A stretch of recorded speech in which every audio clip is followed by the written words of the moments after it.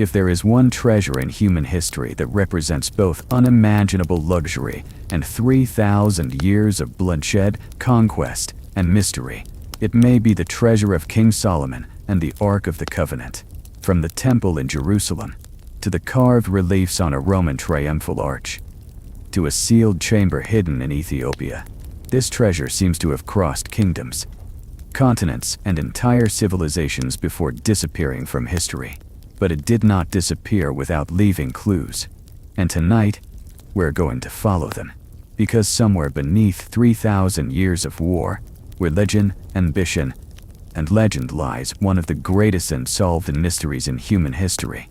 The story begins in the 10th century BC. For a brief moment, the ancient Middle East entered an extraordinary period of power and prosperity.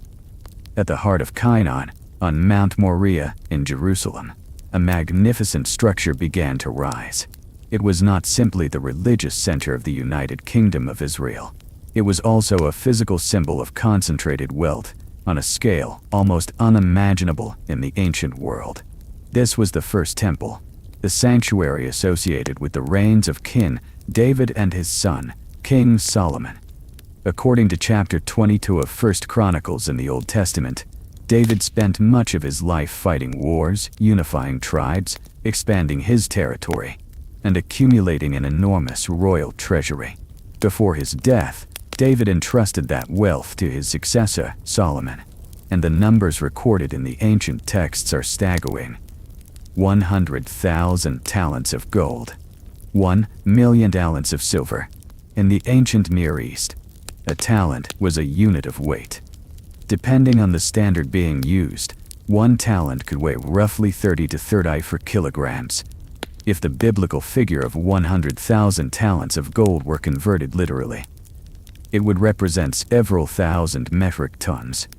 Modern historians and archaeologists generally recognize that ancient royal records could use exaggerated numbers to magnify the power and glory of kings. But even allowing for exaggeration, the economic power represented by David's treasury would still have been extraordinary. During his reign, David was said to control territory stretching from the Euphrates toward the Egyptian frontier. That placed his kingdom across several of the most important commercial routes in the ancient Middle East.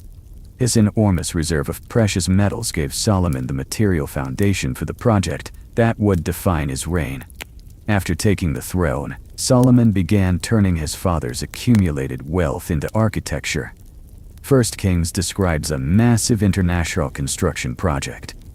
Israel may have been wealthy, but it lacked some of the timber resources and specialized large-scale construction skills required for such an ambitious undertaking. So Solomon formed a strategic and economic alliance with King Hiram of Tyre. The Phoenicians of Tyre were among the finest sailors, merchants, craftsmen, and builders in the ancient Mediterranean. Through this alliance, Solomon traded wheat, barley, olive oil, and other agricultural products for enormous quantities of cedar and pine from Lebanon. He also gained access to highly skilled Phoenician bronze workers and stonemasons. Thousands of laborers worked in the mountains of Lebanon. Massive trees were cut down. The timber was bound into rafts. Those rafts were floated along the Mediterranean coast to the port of Joppa. From there, the material had to be transported inland and uphill toward Jerusalem. The temple reportedly took 7 years to complete, and when it was finished, its interior was described with a level of luxury almost unmatched in the ancient Near East.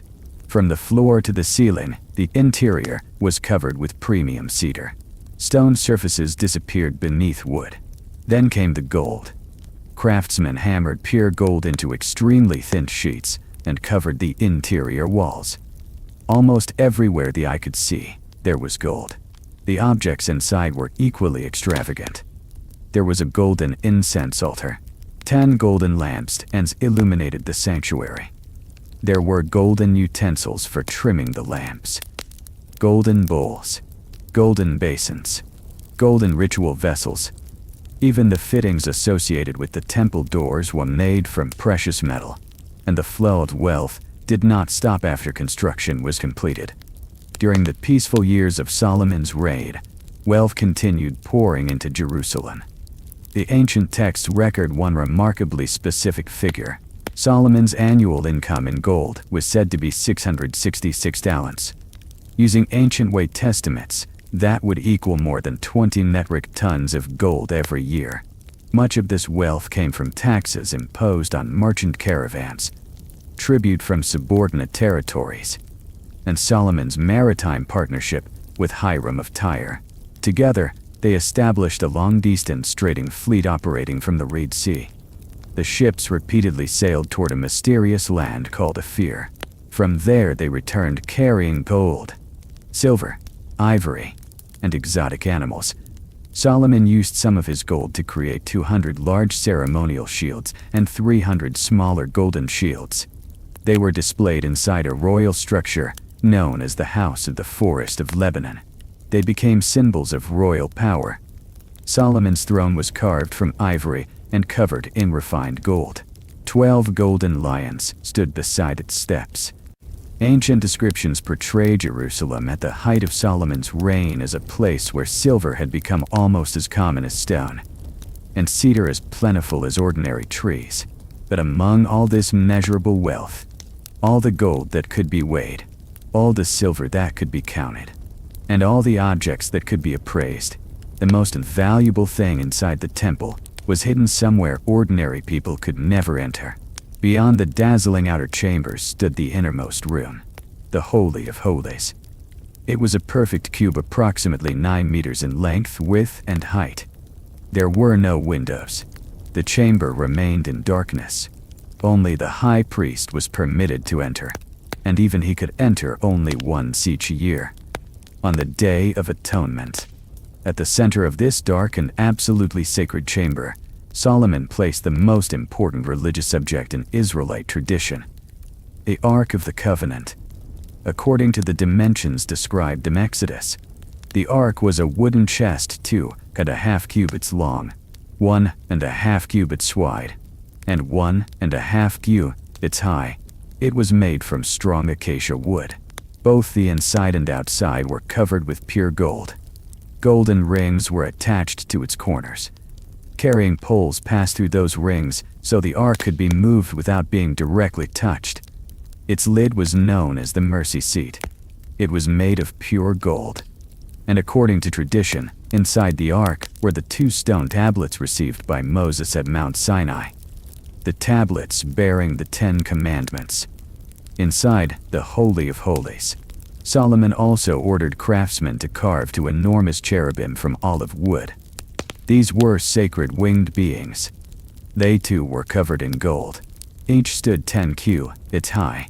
Their enormous wings stretched toward one another until they met in the center of the chamber. Beneath those wings, almost completely concealed, stood the ark. The presence of the ark transformed Solomon's treasure from simple material wealth into something far more powerful. It gave the temple sacred legitimacy. It represented the center of divine authority.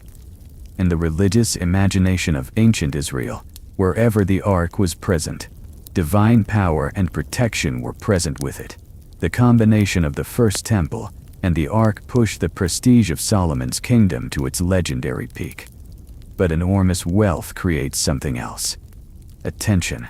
News of Jerusalem's gold, its spices, its trade, and the wisdom of its kin traveled along the ancient commercial routes of the Near East and Red Sea. Eventually, that reputation produced one of the most legendary diplomatic encounters in biblical history. 1 Kings chapter 10 describes a powerful female ruler from a distant land, the Queen of Sheba. She had heard stories about Solomon, and she decided to see him for herself. She traveled to Jerusalem with an enormous caravan. Historically, the kingdom of Sheba has commonly been associated with southern Arabia, possibly with commercial influence extending across the Red Sea toward the Horn of Africa. It was a wealthy kingdom built around one of the most lucrative trading networks of the ancient world. The spiced reed, frankincense, and myrrh were extraordinarily valuable commodities. They were used in religion, ritual, royal ceremonies, and funerary practices. The Queen of Sheba controlled access to the regions producing these precious substances and to important routes transporting them north. When her caravan arrived in Jerusalem, it was loaded with gifts. Among them were 120 talents of gold, large quantities of precious stones, and what the ancient account specifically describes as an extraordinary amount of spices. The record emphasizes that Jerusalem had never received such an abundance of spices again after the Queen of Sheba's visit. Viewed through the lens of economics and geopolitics, this meeting was almost certainly more significant than a simple ceremonial pilgrimage. Solomon controlled critical overland connections between the Mediterranean and the Red Sea. The Queen of Sheba controlled important southern spice-producing regions. Their encounter therefore represented something much larger. It was a meeting between two rulers whose interests converged around trade, taxation, access, and control of the Red Sea commercial system. But the official tradition tells the story differently. It presents the encounter as a test of wisdom. According to the Bible, the Queen of Sheba came to challenge Solomon with difficult questions, and Solomon answered everything she asked. Later Jewish rabbinic traditions expanded this encounter even further. Texts associated with the Talmud and Targum traditions preserve stories of riddles supposedly presented to Solomon. In one story, a queen brought before Solomon to groups of children dressed so similarly that he was asked to determine which were boys and which were girls. Solomon ordered water to be brought and told the children to wash their hands. According to the traditional story, the different ways they approached the water revealed the answer. Another story describes the flowers placed before Solomon. They looked identical. One was real. The other had been created by a craftsman with extraordinary skill. Instead of examining them directly, Solomon ordered a window opened. Bees flew into the room. They landed on the real flower. The contest ended with the queen deeply impressed. She concluded that Solomon's wisdom and wealth exceeded even the extraordinary stories she had heard before arriving. After completing her diplomatic and commercial mission, she received generous gifts from Solomon and began the long journey south. But behind this famous diplomatic episode lies another story.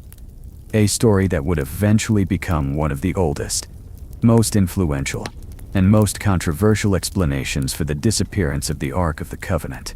Its central narrative comes from Ethiopia's great national epic, The Glory of the Kings. The written version was compiled systematically in the 14th century, although the oral traditions and older stories contained within it were believed to reach much further into the past. In this Ethiopian tradition, the Queen of Sheba is known as Queen Makeda. During the months she supposedly spent in Jerusalem, she did more than exchange wisdom with Solomon. The two developed an intimate relationship, and when Makeda returned home, she was carrying Solomon's child. She later gave birth to a son. His name was Menelik. In the tradition, the name is associated with the idea of being the son of the wise man. Menelik grew up in the southern kingdom, and as he grew older, he was said to look strikingly like his father. Eventually, Menelik asked his mother for permission to travel north to Jerusalem and meet Solomon. Carrying a token once given to Makeda, Menelik began the journey. When he finally reached Jerusalem, Solomon immediately saw something of his younger self in the young man. He became deeply attached to him. Solomon tried to convince Menelik to remain in Israel. According to the story, he even considered preparing his son for royal succession. Menelik refused. His duty, he said, was to return to his mother and eventually rule his own people. Solomon realized he could not persuade him to stay, so he made an extraordinary decision. He ordered the leading priests and nobles from the 12 tribes of Israel to send their firstborn sons south with Menelik. These young men would form a vast escort and advisory class. They would help Menelik establish a kingdom whose religion and law would remain aligned with Jerusalem. That decision set the stage for what came next. The sons of the Israelite priests were devastated by the idea of permanently leaving their homeland. For them, Jerusalem was not merely a city. The Ark was not merely a religious object. It was the physical center of everything sacred. Among those leaving was Azariah, the son of the high priest Zadok. According to the Ethiopian epic, Azariah could not accept the idea of being separated from the ark forever. So he planned something almost unimaginable. He secretly recruited highly skilled craftsmen. Working in secrecy, they constructed a wooden chest with the same dimensions and appearance as the real ark. And came the final night before Menelik's caravan was scheduled to leave Jerusalem. Azariah bribed the guards responsible for protecting the temple. Under cover of darkness, the group entered the Holy of Holies. They placed the imitation beneath the wings of the cherubim. Then they wrapped the real ark in heavy cloth, carried it silently out of the temple, and concealed it among the supplies of Menelik's and Ormus' caravan. The next morning, Menelik and his followers left Jerusalem. They traveled south toward the Reed Sea. The epic describes their journey in supernatural terms. Because they carried the ark, it says, they traveled with impossible speed. Their wagons seemed almost afloat above the ground. By the time Solomon and the priests remaining in Jerusalem discovered that the sacred object had been replaced, Menelik's caravan was already far away. Solomon sent his finest cavalry in pursuit, but the riders searched across an enormous desert and could not find them. According to the glory of the kings, Solomon eventually ordered the pursuit abandoned. He came to believe that if the ark had truly been removed successfully, then ordinary human action alone could not explain it. It must have reflected divine will, the ancient protection once associated with Jerusalem and followed Solomon's own bloodline south. Menelik eventually reached Ethiopia with the ark, and according to Ethiopian royal tradition, he established the Solomonic dynasty. The golden chest carrying the tablets of Moses was said to have ultimately been placed in the ancient city of Axum. The story clearly belongs partly to the world of sacred epic, but its influence is impossible to ignore. It became one of the foundational traditions of Ethiopian Orthodox Christianity, and it creates the first major fork in the mystery. Was the ark still inside Solomon's temple in Jerusalem after the Queen of Sheba? Or had the real ark already been secretly replaced centuries before Jerusalem fell? Because whatever happened, Jerusalem was about to face catastrophe. At the beginning of the 6th century BC, the political order of the ancient Middle East changed violently. The Neo-Babylonian Empire rose under King Nebuchadnezzar II and swept across the Fertile Crescent. The Kingdom of Judah, positioned on the eastern Mediterranean coast, found itself trapped between two great powers, Egypt and Babylon. Its political maneuvering between them eventually brought the anger of Nebuchadnezzar down upon Jerusalem. In 587 BC, the Babylonian army surrounded the city.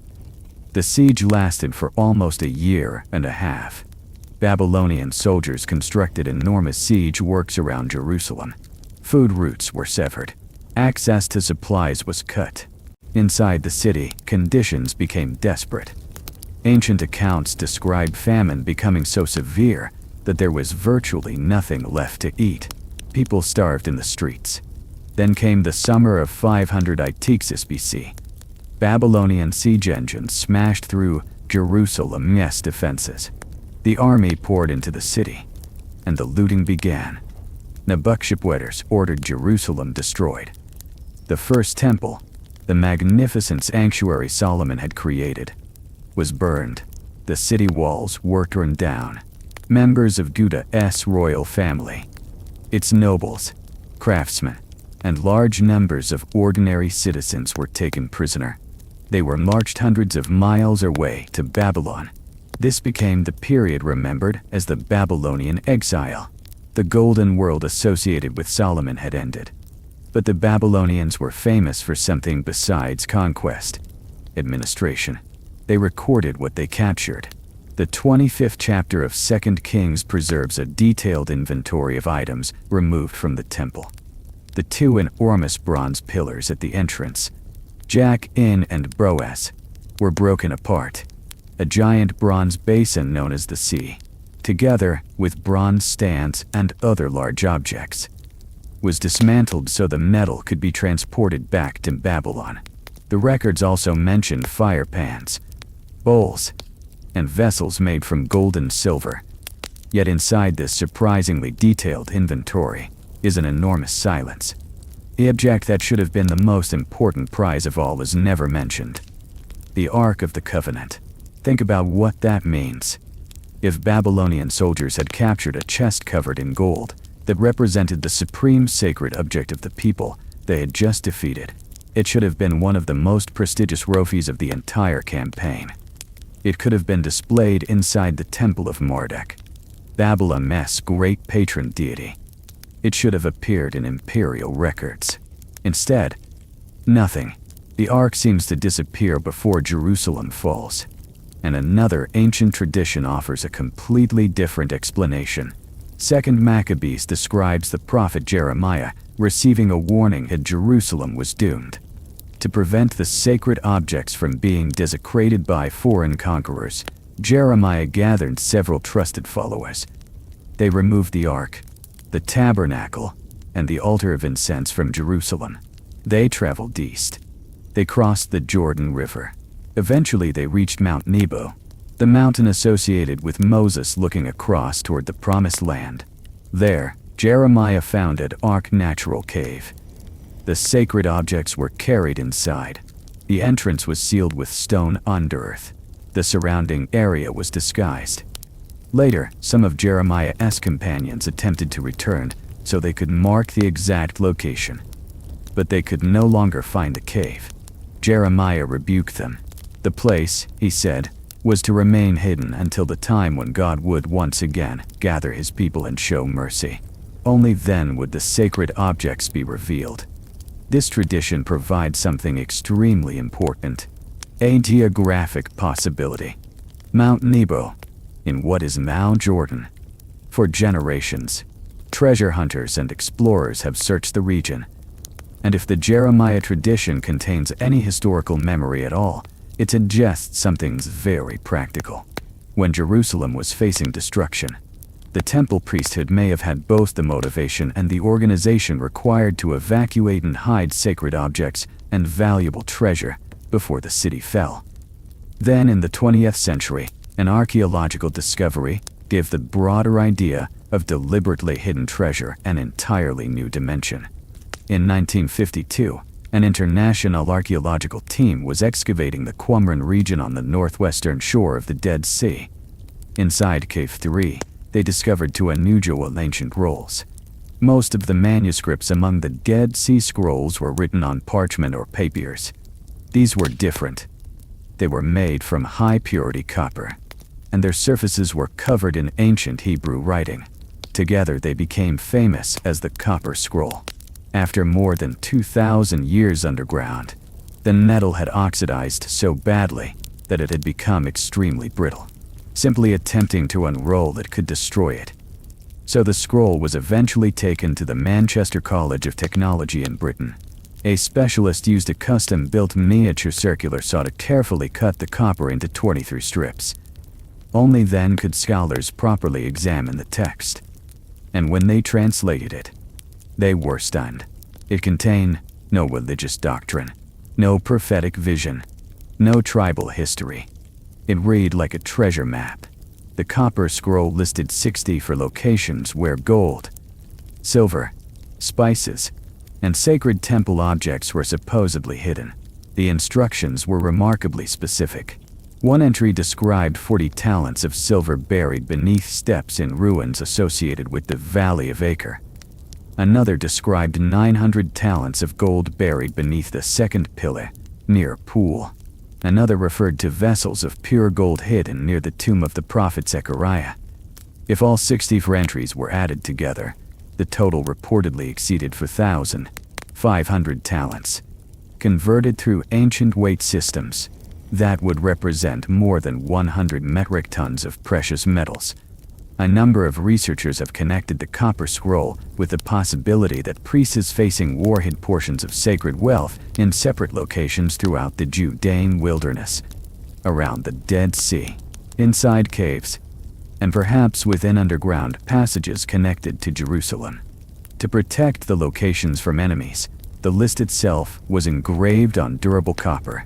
It also used abbreviations and geographic references that may have been understandable only to people familiar with the locations at the time. That would help explain one of the great frustrations surrounding the Copper Scroll. Its contents have been public for decades. Treasure hunters and archaeological teams have searched extensively throughout the region. Yet none of its listed treasures has been conclusively recovered. After thousands of years, place names change. Pools disappear. Valleys transform. Landscapes are altered by geology, construction, war, and erosion. The gold of the First Temple and the Ark of the Covenant vanished somewhere between the flames of Babylon and the coded locations of the Copper Scroll. Decades later, the Jewish people were given an opportunity to return. In 539 BC, Cyrus the Great of the Persian Empire conquered Babylon. He issued a decree allowing Jewish exiles to return to Jerusalem. Some of the gold and silver objects that had been taken by the Babylonians were returned. On the ruins of the old sanctuary, the Second Temple was built. And once again, wealth began accumulating in Jerusalem. Centuries later, under Herod the Great, the Second Temple complex was expanded on an enormous scale. Its appearance became every bit as spectacular as the legendary First Temple. Massive blocks of white stone dominated the structure. Sections were decorated with gold. Under the sun, the temple could appear to blaze with reflected light. A half-shekel temple tax was collected from adult Jewish men. Wealthy believers across the known world sent donations. The treasury grew. Precious metals accumulated again. But the external magnificence concealed one critical absence. The Ark was gone. The first-century Roman Jewish historian Flavius Josephus described the Second Temple and its sacred spaces. The Holy of Holies no longer contained the Ark of the Covenant. At the center stood only a natural stone rising slightly above the floor, the foundation stone. When the high priest entered the Holy of Holies on the Day of Atonement, there was no golden ark upon which to perform the ancient ritual. Sacrificial blood was sprinkled in the sacred space associated with the exposed stone. Then in 63 BC, Jerusalem was captured by the Roman general Pompey. Pompey was intensely curious about the mysterious religion of the Jews. So he did something almost unimaginable to them. He entered the Holy of Holies. Roman temples normally contained magnificent images of gods. Pompey expected that somewhere behind the heavy curtain he would finally discover the hidden object at the center of Jewish worship. He pulled the curtain aside. He stepped inside and found almost nothing. No statue, no golden image of a god, no ark, only an empty sacred chamber. Pompey may have been confused by a religion centered on an invisible god, but at that moment he did not order the temple treasury looted. The wealth of the outer sanctuary and treasury was largely left intact. That restraint would not last. In AD 66, the First Jewish-Roman War erupted. Jewish rebels rose against Roman rule. Emperor Nero sent one of his most capable commanders, Vespasian, together with Vespasian's son Titus, to crush the rebellion. By AD 70, Titus commanded for Roman legions around Jerusalem. The city was sealed. Months of brutal fighting followed. Eventually, Roman soldiers reached the Temple Mount. In the chaos, according to the narrative preserved by Josephus, fire spread into the temple. The flames became uncontrollable. The heat grew so intense that gold decorating the temple melted. Molten gold ran into cracks and along the stonework. Roman soldiers ignored orders and tore through the wreckage, searching desperately for the precious metal. When the fire finally died, Titus ordered the temple dismantled. Even stones around the foundations were pulled apart. Thousands of prisoners were taken, and sacred objects that had survived inside the Second Temple were carried back to Rome as imperial trophies. The evidence for that triumph can still be seen in Rome. Near the Roman Forum stands the Arch of Titus. The marble monument was completed in AD 81. On one of its most famous reliefs, Roman soldiers wearing victory wreaths carry the spoils taken from Jerusalem. One object is unmistakable: a giant 7-branched golden menorah. Also visible are long ceremonial trumpets and the sacred golden table associated with the bread of the temple. The objects stolen from Jerusalem represented northern ceremonial trophies. They were wealth, and that wealth became part of Rome's imperial economy. Vespasian used resources flowing into the treasury after the war to address the enormous financial damage caused by years of Roman civil conflict. Imperial building projects followed. Among them was the structure that would eventually become the most famous arena in Roman history, the Colosseum. Vespasian also constructed the enormous Temple of Peace in central Rome. It was dedicated to the goddess of peace, but in practice it also functioned as one of the Roman Empire's great public collections. Josephus records that Jewish sacred objects, including the golden menorah and other temple treasures, were displayed there. For nearly 400 years, these objects remained in Rome.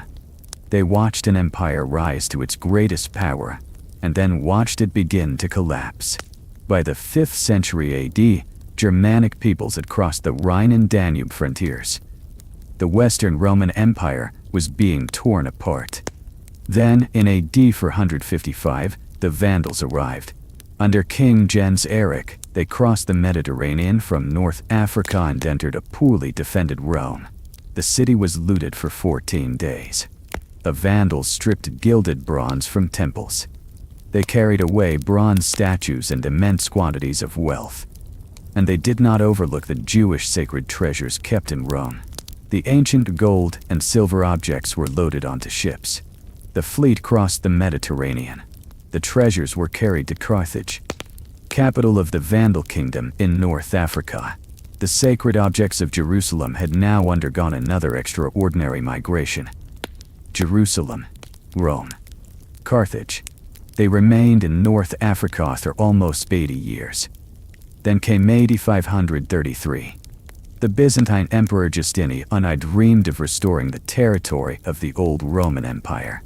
To destroy the Vandal kingdom, he sent one of history's great generals, Belisarius. Within months, Belisarius defeated the Vandal armies, captured Carthage, and took the Vandal king Gelimer prisoner. When the treasury of Carthage was inventoried, the Jerusalem temple treasures were reportedly among the objects recovered. In AD 534, Belisarius returned to Constantinople. He brought prisoners, spoils, and the treasures of conquered Carthage. A magnificent triumph was staged.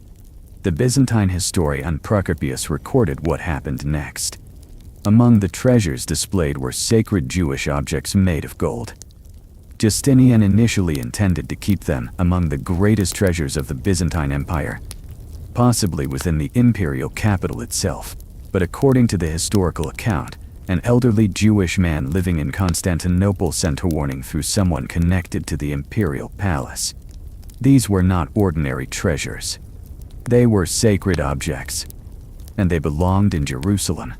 The man pointed to what he believed was a terrifying pattern.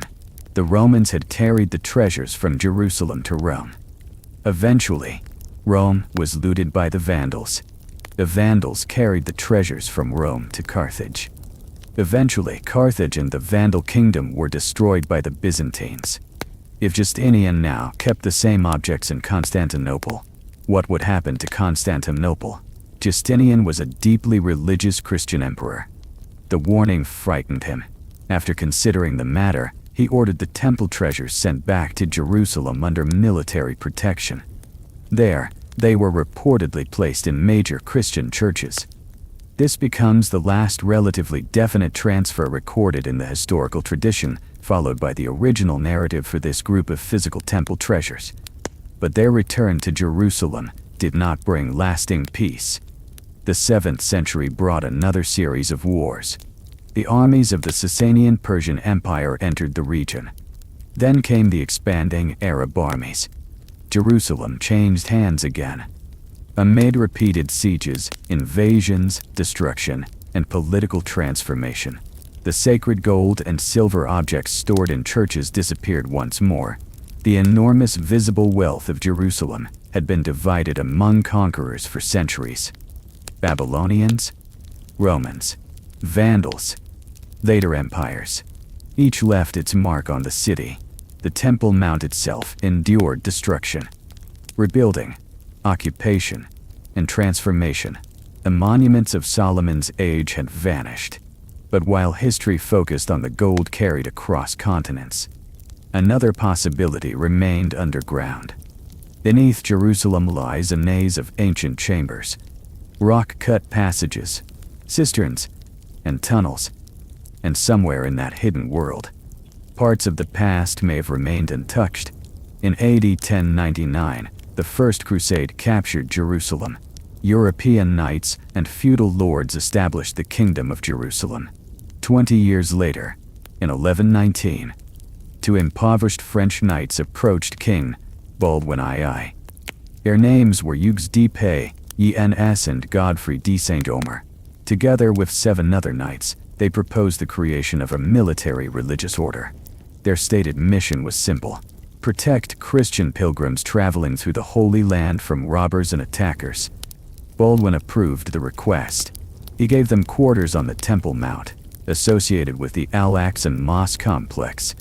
To the Crusaders, this ground was linked with the location of Solomon's ancient temple. The 9 knights therefore adopted a name that would become legendary: the Poor Fellow Soldiers of Christ and of the Temple of Solomon. History remembers them by a shorter name: the Knights Templar.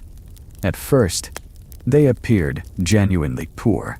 One famous early symbol associated with the order showed 2 knights sharing a single horse, an image intended to represent poverty. But something about their first years has fascinated generations of historians and treasure hunters. For roughly 9 years after their establishment, the group that supposedly existed to protect pilgrims left remarkably little military record connected with that mission. They recruited almost no new members. The original knights lived in relative isolation. They remained concentrated around their headquarters on the Temple Mount. So what were they doing? Centuries later, 19th century exploration added fuel to the mystery. In 1867, British explorer and Royal Engineers officer Charles Warren arrived in Jerusalem with a professional surveying and engineering team. Warren received permission to explore underground areas around the Temple Mount. His team dug deep vertical shafts. Some descended many meters. They entered enormous subterranean vaulted spaces historically known in the West as Solomon's Stables, along with a complicated network of ancient tunnels and underground structures. Within layers of debris that had remained buried for centuries, Warren's expedition reported objects associated with medieval European occupation. These included damaged tools, rusted spurs, fragments associated with weapons, and crosses linked in later interpretations with the Templar presence. These discoveries strengthened a long-running theory. Perhaps the first 9 Templars had not spent those 9 quiet years simply waiting for pilgrims. Perhaps they had been excavating. And if they were excavating, the obvious question is devastatingly simple. What were they trying to find? Ancient temple objects? Sacred documents? Gold? Or something far more valuable than gold? No surviving document gives a definitive answer, but supporters of the theory connect the mystery to the traditions of hidden temple wealth. Before Babylon destroyed Jerusalem, priests may have moved precious objects, documents, or gold into deep underground chambers beneath the temple area. If anything remained there, the Knights Templar may have discovered it during years of secret excavation, or perhaps they found manuscripts containing religious, financial, or political knowledge inherited from the ancient Middle East. Then something remarkable happened. In 1128, the original knights returned to Europe. They appeared at the Council of Troyes. Almost immediately, the future of their organization changed. One of the most influential religious figures in Europe, Bernard of Clairvaux, became their powerful supporter. He helped formulate their rule and promoted them among Europe's rulers and aristocracy. Then, in 1139, Pope Innocent II issued the papal bull known in English by its traditional Latin title, Ond Etam Optimum. The document granted the Knights Templar extraordinary privileges. They were exempted from many forms of taxation. They operated beyond the ordinary authority of secular kings. They could move across political borders with unusual freedom, and they answered directly to the Pope. Then the money arrived. European nobles donated land, estates, castles, gold, silver, cash. Within generations, the organization that had begun with 9 poor knights possessed enormous financial resources. Using this capital, the Templars developed what is often described as an early international financial network. A pilgrim could deposit wealth with a Templar house in Paris, instead of carrying dangerous amounts of gold across Europe and the Mediterranean. He could receive a coded document authenticated with seals. After reaching Jerusalem, he could present the document and receive corresponding funds. The Templars had transformed distance into credit, and credit into power. In less than a century, the tiny organization once symbolized by 2 knights sharing a horse had become a financial force capable of influencing the economies of kingdoms. They operated a large maritime fleet. They controlled strategic bases around Cyprus and the Mediterranean. Their resources became so large that they could lend money directly to kings of France and England. Their financial rise seemed astonishing, and eventually, it became dangerous. By the beginning of the 14th century, King Philip IV of France was in severe financial trouble. Years of warfare had drained the royal treasury, and Philip himself owed the Knights Templar an enormous amount of money. Eliminating the lender could eliminate the debt, and confiscating the lender's wealth could refill the treasury. Philip moved against them, working with Pope Clement V amid intense political pressure. The French crown prepared a coordinated operation against the order. Then came one of the most famous dates in medieval history. Friday, October 13, 1307. Across France, royal forces moved simultaneously. Templar properties were raided. Grand Master Jacques de Molay was arrested. Thousands of members were taken into custody. Interrogation, religious trials, torture, and executions followed. The date would later become associated in popular tradition with the sinister reputation of Friday the 13th. But when Philip's soldiers broke into the treasury of the Paris Temple expecting to find a fortune, they found something they had not expected. Almost nothing. There was money for ordinary expenses, but the legendary reserves of gold and silver were gone. Important property records and documents had disappeared. A wealth of an organization believed to rival kingdoms seemed to have vanished before the raid began. According to later stories built from scattered contemporary references, something had happened the night before the arrests. A large Templar convoy supposedly left Paris in secrecy. It moved toward La Rochelle on the western coast of France. There, the Templars maintained access to ships. According to the legend, heavy wooden chests were loaded aboard. The ships raised their sails. They moved into the Atlantic, and then they vanished from the official historical record. Where did the fleet go? One theory says Scotland. At the time, King Robert the Bruce had been excommunicated by the Pope. Because of that, Scotland could have offered protection from forces loyal to papal authority. Some later legends claim Templar wealth was hidden in Scotland, eventually becoming connected with the mystery surrounding Rosslyn Chapel. Another theory sends the Templars to Portugal. There, surviving members of the order are sometimes connected with the later Order of Christ. That organization would eventually become associated with Portuguese maritime expansion during the Age of Exploration. Whatever happened to the Templar fortune, the legends continually pull the story back to one place: Jerusalem, the Temple Mount. From Solomon's gold to Crusader excavations, from kings to bankers, the search for material wealth repeatedly produced war, political intrigue, and betrayal. But while everyone fought over gold, another older mystery remained: the wooden chest. The object even the Babylonians apparently never recorded capturing. The Ark of the Covenant, and according to one of the most enduring traditions in the world. The Ark had found its final destination on another continent, more than 1,000 years before the Knights Templar ever arrived in Jerusalem. In northern Ethiopia stands the ancient city of Axum. Axum was once the capital of one of Africa's most powerful ancient civilizations. It remains deeply connected with the origins of Ethiopian statehood and Christianity.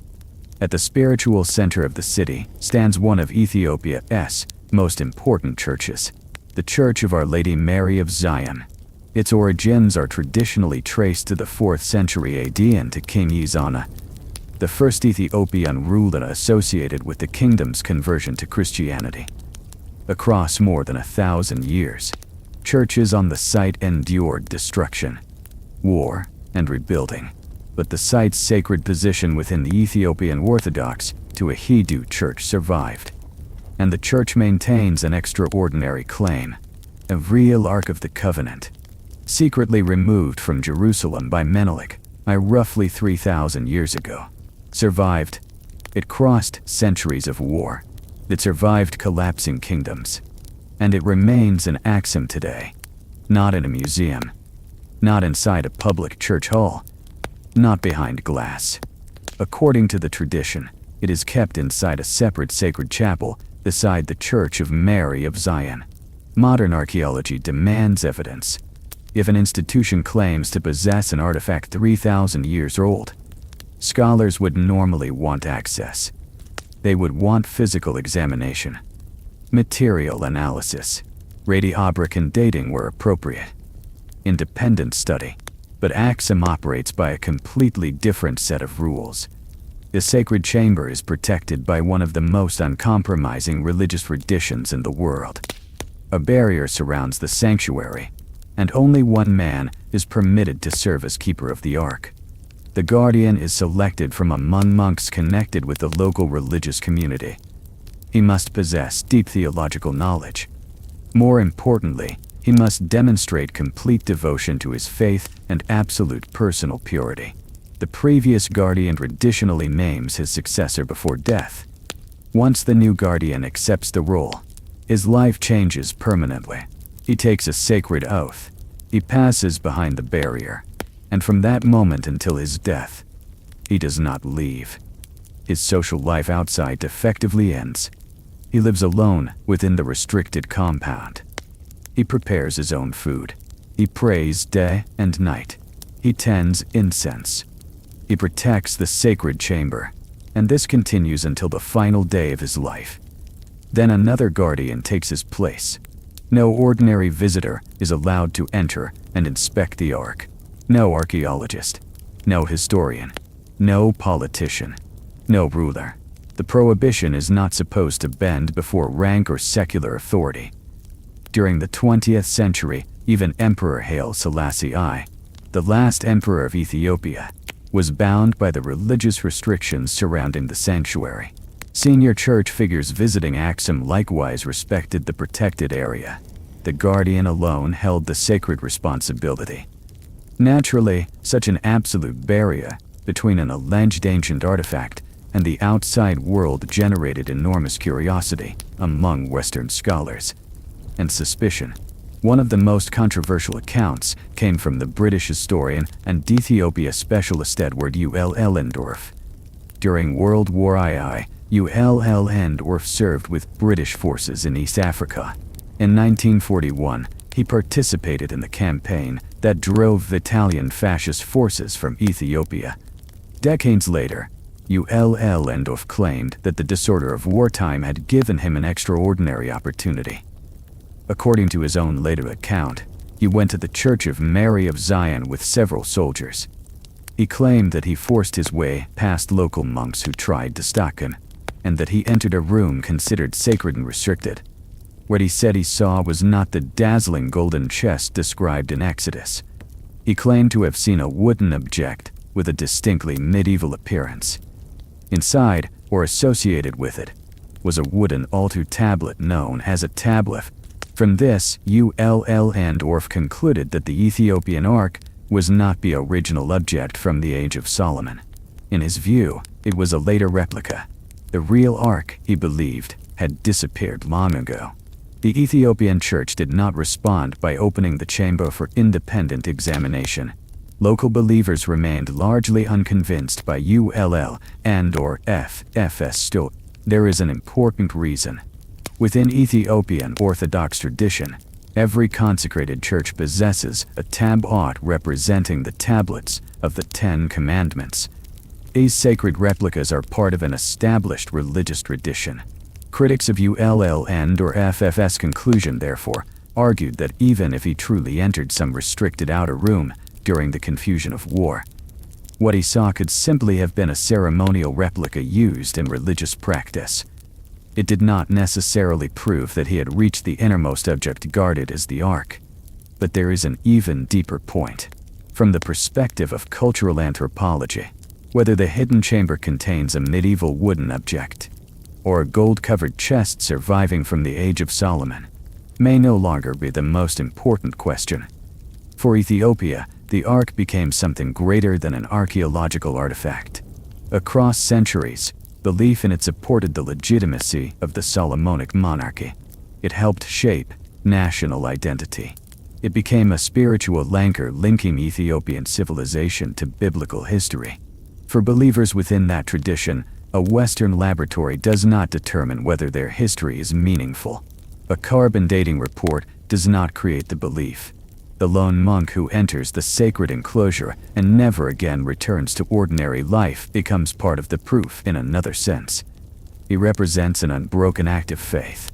Now, look at the entire timeline again. The first temple rises on Mount Moriah in Jerusalem in the 10th century BC. Nearly 3,000 years pass. The gold and silver accumulated under Solomon lose their original forms. Some are seized in war, some are melted, some are reminted, some are carried across deserts and seas. Babylonian armies take treasures away from Kinod. Roman craftsmen melt precious metal and return it to the economy of empire. Gold becomes coins. Coins pay soldiers. Imperial wealth helps build monuments. Vandal ships carry plunder across the Mediterranean. Crusaders and medieval powers scatter still more treasure through a growing international economy. The original gold becomes almost impossible to trace. Somewhere in the world today, someone may be wearing an ordinary gold ring containing atoms of metal that once formed part of a sacred object. A coin, or perhaps even a sheet of gold that covered an ancient wall. That is what happens to material wealth. War takes it. Conquerors melt it. Merchants trade it. Civilizations redistribute it. Eventually, it becomes anonymous. But the Ark followed a different path. A relatively small wooden chest survived in memory when tons of gold lost their identity. It passed through dynastic conflict, imperial collapse, religious transformation, war, and legend. Again and again, it escaped destruction not necessarily through physical survival, but through disappearance. And every disappearance made the story stronger. Perhaps the Ark is still hidden inside a dark cave somewhere near Mount Nebo in Jordan. Perhaps medieval knights discovered it beneath Jerusalem, placed it aboard a ship, and lost it forever beneath the violent waters of the North Atlantic. Or perhaps the oldest Ethiopian tradition is right. Perhaps it really sits inside a forbidden sanctuary in the Horn of Africa, hidden only a few meters away from a solitary guardian who will spend the rest of his life protecting something no outsider is allowed to see. History has never given us the coordinates, and perhaps that is the most perfect ending this subject could have. Because imagine what would happen if the Ark were discovered tomorrow. Imagine archaeologists removing it from the earth. Imagine it placed inside a modern museum, behind climate-controlled glass, surrounded by cameras, tourists taking photographs, scientists measuring every piece of wood, laboratories analyzing every trace of metal, historians arguing over its age. The mystery would become an object. The sacred would become data, and much of the fear, wonder, and awe accumulated around it for 3,000 years would begin to disappear. Perhaps that is why the Ark remains most powerful while it is missing. as long as nobody can prove where it is. It can remain beneath Mount Nebo. It can remain beneath Jerusalem. It can remain beneath the ocean. And it can remain behind the locked walls of Axum. It can exist simultaneously in history, legend, faith, and imagination. And as long as it remains lost, the Ark of the Covenant can continue to carry a power that no pile of gold ever could. A power that has survived empires. A power that has survived wars. A power that has survived 3,000 years. And a mystery that still refuses to die.